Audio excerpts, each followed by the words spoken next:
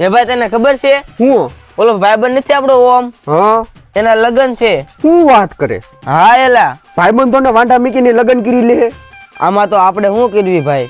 આપણી ઉપર એને જરીએ દયા ન આવી. જવા દે ને ભાઈ, હવે ખાવાનું ઓછી થઈ ગયું. ભાઈ એને હાળીઓ બાળીઓમાં આપણું ગોઠવી નાખ્યું હોત તો હું જાતી એનું, અને એને હાળિયું ન હોય તો કાંઈ નહીં, ભાઈનું બેનપણ્યું તો હોય ને એમાં ગોઠવી નાખવું હતું ને આપણું બેયનું. હા ઈ તારી સાચી વાત હો ભાઈ આપણા બેયનું ગોઠવી નાખ્યું હોત તો આપણે ત્રણે હારવા લગ્ન ન કરે. હા ઈ હાસું તારું. ભાઈબંધ તને ભડવાયું કરી ગયો.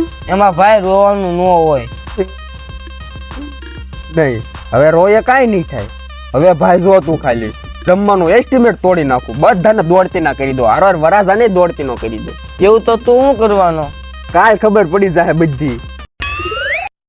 મારા દરેક ગામના વાસીઓને જય ભારત સાથે જણાવવાનું કે મારા ભાઈબંધ ઓમના લગ્ન છે, એટલે મારા તરફથી આખા ગામને હઘરિયું નોતરું છે. ટૂંકમાં કહું તો ગામ ધુવાડો બંધ છે, એટલે બધાએ જમવા પોગી જવાનું છે, ને કોઈએ હાથ ગવણું કે સાંડલો કરવાનો નથી.